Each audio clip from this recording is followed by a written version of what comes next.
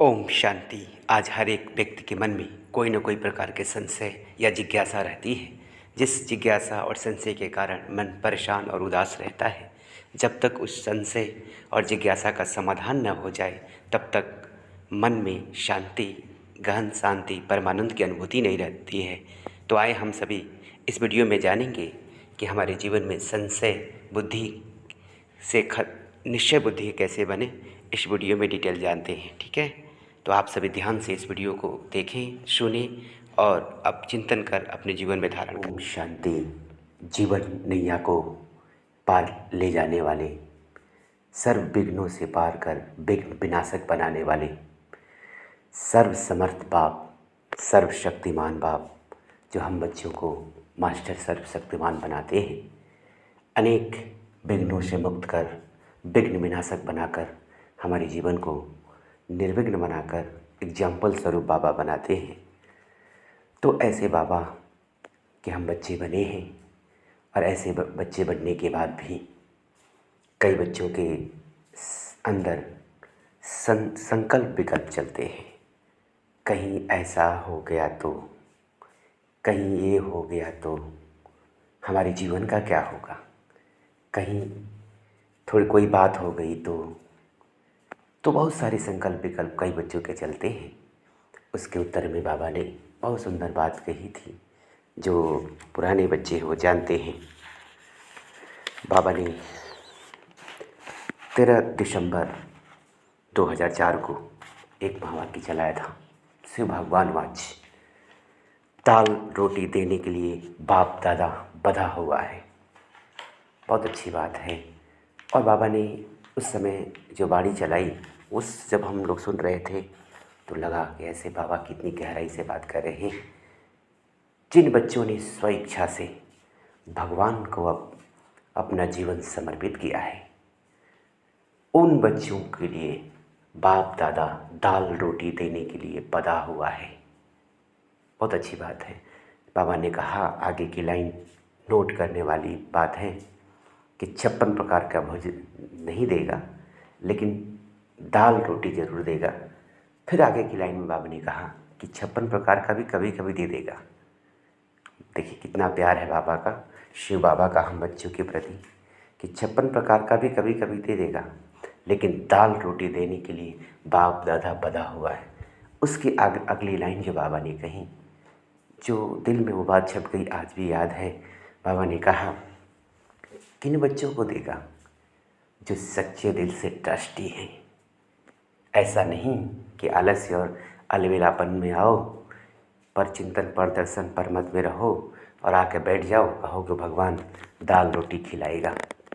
तो बाबा की आज्ञा, प्रतिज्ञा, फिर वो उनका जो मदद का रूप बन जाता। आज्ञा और प्रतिज्ञा भी एक बाबा ने बोली चलाई थी।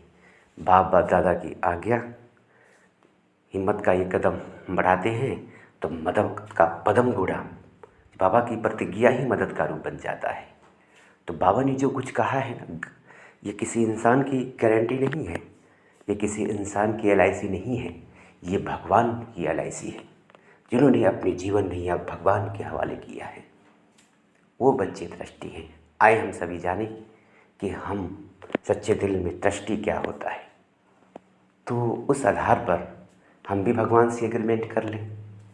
जिनका भगवान से एग्रीमेंट हो गया, आजकल बहुत लोग LIC करते हैं, तो ये भगवान से भी LIC कर लेना थोड़ा सा।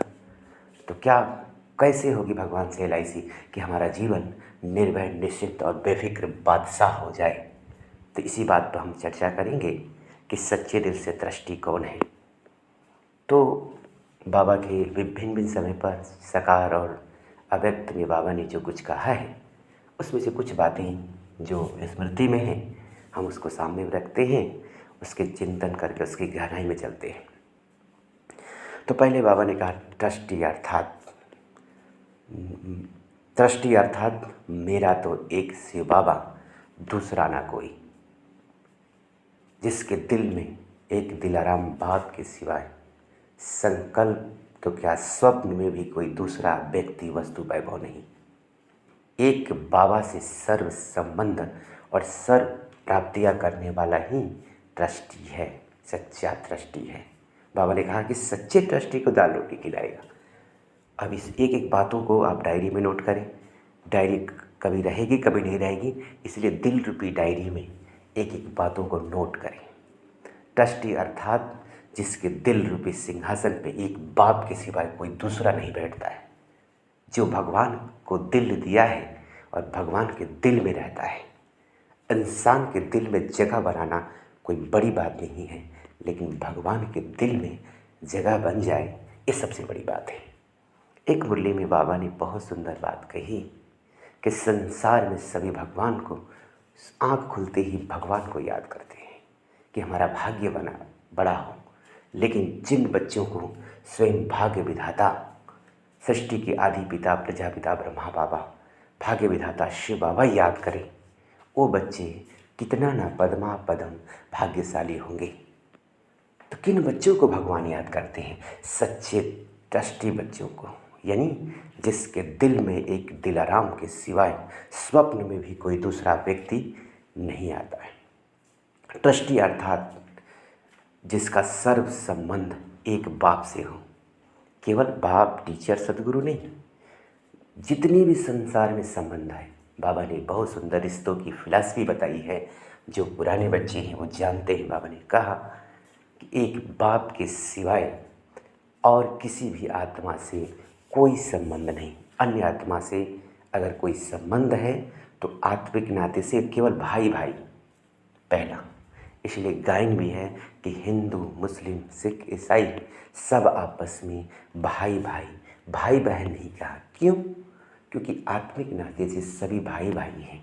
दूसरा, शारीरिक नाते से जब हम ब्रह्मा मुख वंशावली बने, बाबा ने कहा रिश्तों की जो फिलॉसफी बताई है हम सभी को ध्यान देना है, जो मर्यादा की लकीर खींची है कि बच्चे एक भाई भाई और भाई बहन के सिवाय जो बच्चे समर्पित हैं, जो ब्रह्मा मुख वंशावली हैं, वो रिश्तों की जो फिलॉसफी शिव बाबा ने उन बच्चों को बताई कि भाई भाई और भाई बहन के सिवाय और कोई नाता रखना ये भी महापाप है। क्यों? क्योंकि उतना समय बाप नहीं होगा, यानी परमात्मा बाप की याद नहीं आएगी। जितना समय कोई दूसरा संबंध जोड़ा तो उतना संबंध परमात्मा से कम हो जाता है। इस सर्व संबंधों की गहरी फिलॉसफी जो परमात्मा ने बताई ये बहुत गहरा है, लेकिन मैं छोटी छोटी बातों की चर्चा करता हूँ, उसमें से थोड़ी सी चर्चा करता हूँ। अगर केवल एक संबंध भी चर्चा किया जाए तो शायद एक दिन भी कम पड़ जाए, माना एक दिन कम पड़ जाए। अभी तो 10-15 मिनट में सारी बातें रखना है। तो ये बाबा ने सर्व संबंधों की गहरी फिलॉसफी बताई कि फरिश्ता अर्थात जिसका एक बाप के सिवा किसी से भी कोई रिश्ता नहीं। इतना गहरी बड़ी मूल्य चली, यहाँ तक कि भाई बहन भाई भाई तो उससे भी ऊंचा कि जिसका एक बाप के सिवा किसी से कोई रिश्ता नहीं। हम निमित्त मात्र सर्व संबंध निभाए, सबसे तोड़ निभाए, ये भी बाबा ने मर्यादा के लिए खींची। ऐसा ना हो कि हम गृहस्थ जीवन में है तो अपना धर्म ही भूल जाएं और ये भूल जाएं कि हम क्या हैं। हम निमित्त मात्र अपना तोड़ निभाएं, लेकिन दिल के सर्व संबंध और दिल के सारे रिश्ते और सारे रास्ते एक परमात्मा की तरफ जाए। हमें एक बाबा के सिवाय कोई दूसरा व्यक्ति याद ना आए। बहुत गहरी बात है। जो भगवान को हर बात में, हर कर्म में, हर प्राप्ति में पहले नंबर 1 रखता है, उन्हीं बच्चों को नंबर 1 पद की प्राप्ति होगी। नोट कर ले इस बात को, जो शिव बाबा ने बताई। जो हर बात में, हर संकल्प में एक बाप को सदा आगे रखते हैं। किसी भी विघ्न और समस्या के समय या कोई प्राप्ति करने हो, उसमें पहले बाबा याद आए तो हम उस समय हमारी निर्णय शक्ति भी काम करेगी। वहीं बच्चे तीव्र पुरुषार्थी हैं। इसलिए तीव्र पुरुषार्थी की परिभाषा भी बताई है, समय पर बाप दादा की शिक्षाएं याद आ जाना, यही तीव्र पुरुषार्थ है। नोट करें इस बात को, समय पर बाप दादा की, शिव बाबा की शिक्षाएं स्मृति आ जाना, यही क्या है? तीव्र पुरुषार्थ है। हर समय बाबा की वो बातें कानों में गूंजती रहे, देहधारी की बातें देहधारी इंसान की बातें तो जन्म जन्म तिरसठ जन्मों से करते आए हैं, उनसे प्यार करते आए हैं, उनको याद करते आए हैं। बाबा ने कहा कि अब इस लास्ट के लास्ट जन्म में ब्राह्मण जीवन अर्थात एक बाप की याद में जीने वाले, ब्राह्मण जीवन अर्थात एक बाप को अपना कंपेनियन बनाकर सदा उनकी कंपनी में रहने वाले, यही संपूर्ण पवित्रता है। कितनी गहन से गहन परिभाषा वाणी बाबू ने बताई कि एक बाप को अपना कंपेनियन यानी जीवन साथी बनाना, उसके साथ का अनुभव करना, यही संपूर्ण पवित्रता है। जिन्हें संपूर्ण पवित्रता अपनानी है जीवन में, इस संबंधों की ग्रीक फिलॉसफी को समझ लें। बाबा ने कहा कि जो बच्चे दिल से सर्व संबंध एक बाप से जोड़ते हैं तो बाप दादा सकार में भी उस साथ निभाने के लिए बधे हुए हैं। किसी को भी निमित्त बनाकर बाप दादा सहयोग देते हैं। बच्चे देहाभिमान में गफलत में समझते हैं कि शायद बाबा मेरी नहीं सुनता है।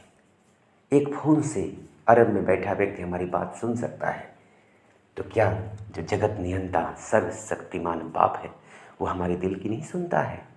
लेकिन एक बार बाबा ने बहुत सुंदर बात कही है, जब बच्चे व्यर्थ संकल्पों की आवाज़, काम विकार का संकल्प, मोह का संकल्प, वासना का संकल्प, नेगेटिव बातों का संकल्प, पर चिंतन पर दर्शन में चले जाते हैं, तो उनका जो रेडियो है ना वतन में, थोड़ा धीमा कर देते हैं। उस समय रेडियो ज़्यादा चलता था, तो बाप दादा वो ज़्यादा नहीं सुनते हैं। जब बच्चे रूह रिवान के संकल्प करते हैं, सेवा के संकल्प करते हैं, विश्व कल्याण के संकल्प करते हैं, दानी महादानी वरदानी बनते हैं, उस समय बच्चों की आवाज़, रेडियो की जो आवाज़ है वो थोड़ा तेज कर देते हैं। तो सोचिए कि भगवान किनकी सुनता है? जो भगवान की सुनता है। बहुत लोग शिकायत करते हैं कि हमारा कोई नहीं सुनता है। क्यों नहीं सुनता है? क्योंकि हमने भगवान की नहीं सुनी है, इसलिए दूसरे भी हमारे नहीं सुनते हैं।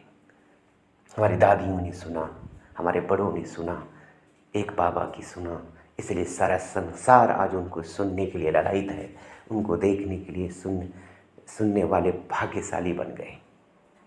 अब उनको सुनना चाहते हैं जो भगवान की सुनी है। अब आने वाले समय में कोई किसी की सुनने वाला नहीं है। क्यों?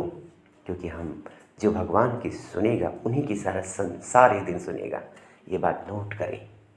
तो मैं बात कर रहा था, सर्व संबंध चेक करें कि हमारा किसी भी संबंध में जो संबंधों की जो मर्यादा है, भक्ति मार्ग में भी दिखाते हैं कि सीता के साथ राम थे, भगवान थे, लेकिन फिर भी कौन लेके चला गया?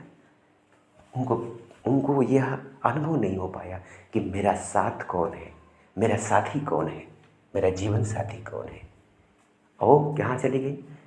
व्यक्ति वस्तु वैभव का आकर्षण, संसारिक आकर्षण रायल रूप बनकर लेकर चला गया। ये एक बहुत बड़ा एक संकेत है जिसके द्वारा हमारे ऋषि महर्षियों ने समझाने का प्रयास किया कि जो आत्मा परमात्मा के साथ रहते भी परमात्मा का साथ का अनुभव नहीं करती है, संसारिक व्यक्ति वस्तु वैभव में उसकी बुद्धि अटकी रहती है, तो एक दिन वहीं भगवान से दूर करने के निमित्त कारण बन जाता है। तो हम भी चेक करें, हम भगवान के तो बन गए हैं, सफ़ेद वस्त्र धारण करने के बैज भी लगा लिए हैं सोने का, बड़े बड़े बैज लगा लिए हैं, 60 साल हो गए, 70 साल हमारे होंगे, लेकिन क्या भगवान के साथ का अनुभव है हमारे जीवन में? सदा भगवान का साथ है? भगवान के साथी तो जीवन साथी तो बना लिया, लेकिन साथ का अनुभव कितना करते हैं? ये महत्वपूर्ण बात है, अंडरलाइन करने की बात है कि महत्व इस बात का नहीं है हम कितने सालों से भगवान के बने हैं, महत्व इस बात का है हम कितने सालों से उसके साथ का अनुभव कर रहे हैं। ये अंतिम में हमारे लास्ट पुरुषार्थ देखा जाएगा। तो भगवान के साथ का अनुभव करना सबसे महत्वपूर्ण है। तो चेक करने की पॉइंट है, ये केवल लेक्चर देने की बात नहीं है। हम अपने निजी जीवन में चेक करें कि हमें भगवान से अधिक कौन याद आ रहा है, हम भगवान से अधिक किससे बात करते हैं, हम भगवान से अधिक किसकी बातें याद करते हैं, किसकी बातें हमारे दिल में गूंजती रहती है। उसी से हमारा योग है, उसी से हमारा साथ का अनुभव है। याद करें, सोचें, चिंतन करें, एक भगवान के सिवाय मुझे कौन आकर्षित करता है। व्यक्ति, वस्तु, वैभव, पुराने संस्कार, तो क्या भगवान से अधिक प्रीत उससे है? चेक करने की पॉइंट है। भगवान से बड़ा प्राप्ति कोई कराएगा? भगवान अटल, अखंड, अविनाशी राज्य देते हैं। 2500 साल तक वो राज्य कोई छीन नहीं सकता है। ऐसा राज्य कोई दे सकता है, वो कोई बहुत प्यारा होगा, बहुत प्यार करने वाला होगा। क्या हमारे जीवन में अस्थायी सुख, गहन शांति और परमानंद की अनुभूति दे सकता है? बिल्कुल नहीं दे सकता है। तो ये चेक करने की पॉइंट है। हम चेक करें कि हमें भगवान से अधिक कोई ज़्यादा याद तो नहीं आ रहा है, कोई प्राप्ति तो खींच नहीं रही है, कोई व्यक्ति, वस्तु, वैभव तो नहीं खींच रहा है। अगर खींच रहा है तो चेक करें और चेंज करें अभी, क्योंकि बाबा कहते हैं कि बच्चे, अभी नहीं तो कभी नहीं, जो करना है अभी कर लो, क्या पता कौन सी घड़ी आखिरी घड़ी हो जाए। इसलिए मम्मा का स्लोगन आप सभी जानते हैं, हम सभी दूसरों को सुनाते हैं, लेकिन जो दूसरों को सुनाए हैं अभी हमें खुद सुनाना है। प्रतिदिन, डेली डेली, हर सेकंड, हर संकल्प में सुनाना है कि हर घड़ी को अंतिम घड़ी समझ अपने हर संकल्पों को ईश्वरीय मर्यादा के अनुसार, ईश्वरीय डायरेक्शन के प्रमाण चेंज करने वाले ही माया को चैलेंज कर सकते हैं, यानी तीव्र पुरुषार्थी हैं। ठीक है, ये नोट करने वाली बात है। हर संकल्प में हर घड़ी को अंतिम घड़ी समझ अपने हर संकल्पों को ईश्वरीय महावाक्य के अनुसार चेक करके चेंज करने वाले ही माया को चैलेंज कर सकते हैं। मैंने ये बाबा के महावाक्यों से, साकार और व्यक्त मूल्यों के स्टडी से जो 22 सालों में मैं आपका अनुज राजयोगी ब्रह्मा कुमार सूरज, राजयोग मेडिटेशन सेंटर, फाजिल नगर, जिला कुशीनगर, उत्तर प्रदेश से, मैं छोटा सा बच्चा बाबा की याद में, बाबा की गोद में बाबा की उंगली पकड़ के चलता रहा। कभी बाबा की उंगली छोड़ता था, कभी पकड़ता था, कभी साथ का अनुभव करता था, कभी छूटता था। अब धीरे धीरे धीरे धीरे वो याद, साथ का अनुभव बढ़ाने का प्रयास कर रहा हूँ, क्योंकि भगवान जो दे सकता है संसार में कोई दे नहीं सकता है। इसलिए गीत है ना कि हमने प्यार वो पाए जो दुनिया पा नहीं सकती, कि हमने प्यार वो पाए जो दुनिया पा नहीं सकते, मगर कैसे कहीं जुबा इसको गा नहीं सकती, कि हमने प्यार वो पाई जो दुनिया पा नहीं सकती। धन्य है ब्रह्मा कुमार कुमारियों का भाग्य, जिन्हें भगवान को पहचान कर अपना दिल समर्पित कर दिया, जिसने दिलाराम से बाबा को अपने दिल में बसा लिया, जो दिल की हर बात की लेन देन केवल एक शिव बाबा से करते हैं, जो ब्राह्मण कुलभूषण आत्माएं अपने एक एक संकल्प, श्वास, दिल की धड़कन में शिव बाबा पर समर्पित करते हैं, उन्हीं बच्चों का आने वाले समय में जय जयकार होगी। जो बच्चे बाप का बनकर भी बाप की नहीं सुने हैं, बाप का बनकर भी पर चिंतन, पर दर्शन, परमत में लगे रहे, मनमत में लगे रहे, अपनी मनमानी करते रहे, आलस्य और अलबेलेपन की चादर ओढ़कर सोए रहे, मोह में, कभी वासना में, कभी ईर्ष्या में, कभी द्वेष में, कभी घृणा में अपने जीवन का अनमोल समय और संकल्प गंवाते रहे, उन बच्चे को, वो बच्चे खुद हाहाकार में रहेंगे। हाय ये क्या हो गया, हाय हमने बाबा को पहचाना नहीं, हाय हमने अपने जीवन को सफल नहीं किया है। तो इसलिए मन, वचन, कर्म, संबंध, संपर्क से एक एक पुण्य को जमा करते चलें।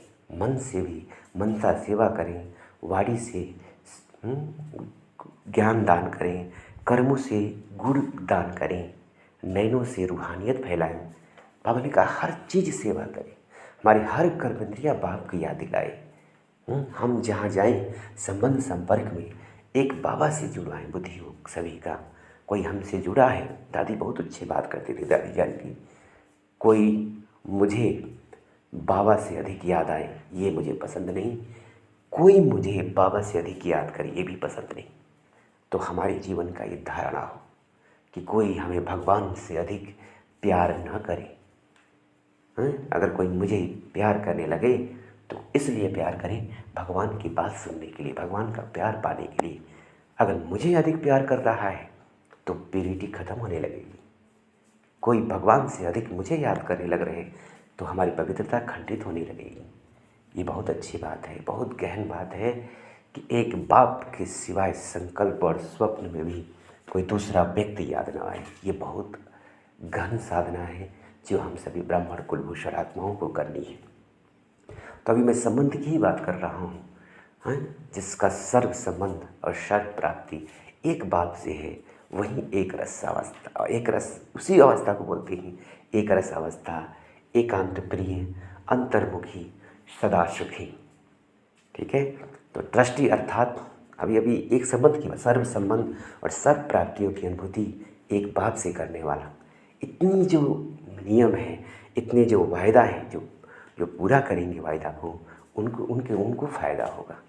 इनकी इतनी जो हिम्मत रखेंगे उनको बाप की मदद मिलेगी, उनकी सुनवाई होगी, उनकी सुनता है। और एक और गहन फिलॉसफी है, अगर अपने दिल में एक बाप के सिवाय किसी दूसरे व्यक्ति को बैठाते हो तो बाप दादा वहाँ से हट जाता है, निकल जाता है। सोचिए जरा, अगर दिल रूपी सिंहासन पे एक सर्वशक्तिमान सर्वसमर्थ बाप के सिवाय किसी देहधारी इंसान को, पतित भिखारी इंसान को अपने दिल में बसाते हैं तो क्या वहाँ बाप बैठेगा? शिव बाबा बैठेगा? बिल्कुल नहीं। क्योंकि एक म्यान में दो तलवार नहीं हो सकते। लौकिक दुनिया में भी अगर किसी कन्या की सगाई किसी पुरुष से हो जाती है, अगर किसी पर पुरुष को स्वप्न में भी याद करती है तो ये महापाप गिना जाता है। इसी को शिव बाबा ने कहा कि आप बच्चों की सगाई, दिल की सगाई, आत्मा की सगाई शिव बाबा के साथ हुई है। भले आप गृहस्थ जीवन में हो, लेकिन आपकी सच्ची दिल की सगाई शिव बाबा के साथ हुई हो। आप शिव बाबा की पार्वतियाँ हो, सजनियाँ हो। इसलिए एक बाप के सिवाय स्वप्न में भी दूसरा व्यक्ति याद न आए, ऐसी साधना हम सभी को करनी है। नहीं तो एक सुहागिन के लिए बाबा ने कहा किसी पर पुरुष की स्वप्न में भी याद आना ये महापाप है। तो सोचिए जरा, हम किसी से बात कर रहे हों, किसी से वीडियो कॉल कर रहे हों, छुप छुप के बातें कर रहे हों, ये क्या है? ये पाप नहीं तो क्या है? ये महापाप है। लौकिक जीवन में भी महापाप गिना जाता है। आज संबंधों में जो टकराव है, मन मुटाव है, कोर्ट में जो इतनी केसेस चल रही है, इसका कारण यही है कि रिश्तों में पवित्रता खत्म होती गई, जिसके कारण शक अनुमान ने जगह बना लिया और रिश्तों में मनमुटाव हो गया, टकराव हो गया, और जिसके कारण जीवन क्या हो गया? संघर्षों में बीत रहा है। तो बहुत गहरी बात है, हम सभी को ध्यान देना है। हम सभी ने भगवान से सौगंध ली है कि बाबा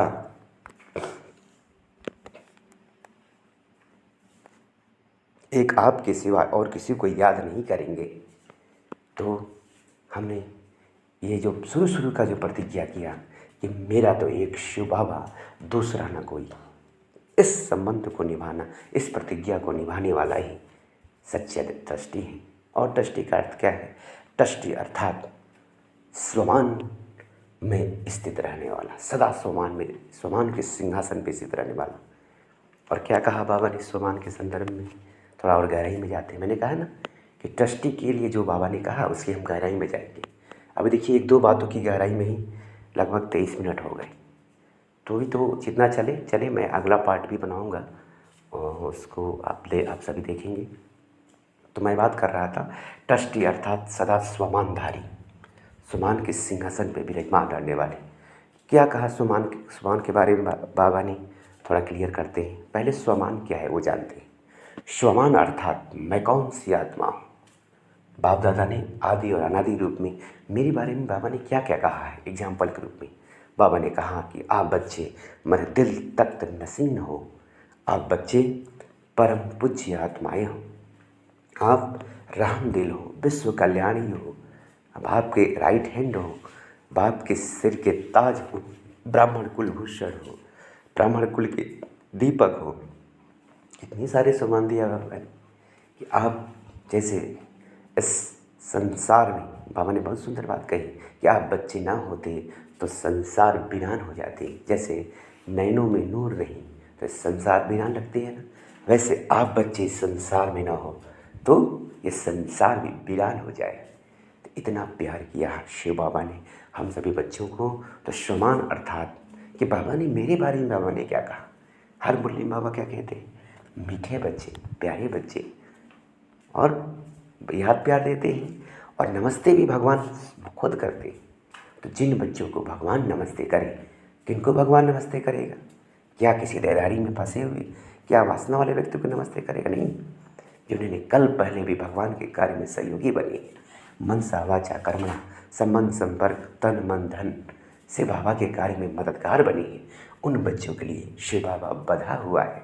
तो क्षमाधारी अर्थात सदा अपने जो क्षमान बाबा ने दिया ना, जिस नज़र से बाबा ने हमें देखा है उस नज़र से खुद को देखना। बाबा कहते हैं तुम परम पवित्र हो। हम कहें कि अरे नहीं, हम कैसे परम पवित्र हैं, हम बार बार तो हमारे स्वप्न आ जाते हैं, हमसे गलतियां हो जाती हैं। ऐसा नहीं, भगवान ने कहा तुम परम पवित्र हो तो हम हैं, उसको मान लें। इसको कहते हैं आज्ञाकारी। क्यों मान लें हम? क्योंकि वो मुझे संपूर्ण रीति से जानता है, हम अपने आप को नहीं जानते हैं। वो हमारे सारी जन्मपत्री को जानता है, 84 जन्म। इसलिए कहता है कि बच्चे तुम परम पवित्र थे हैं, तुमने इस 2500 साल तक अटल अखंड राज्य किया है, तूने राज सिंहासन को सुशोभित किया है, सोने के चम्मच में खाया है, सोने के महल में रहा है। तो ये भगवान हमें जानता है, हमें पता नहीं है हम क्या हैं, ये हम जानते हैं। और दूसरा शिव बाबा जानता है। तीसरी किसी को जनाने की ज़रूरत नहीं है।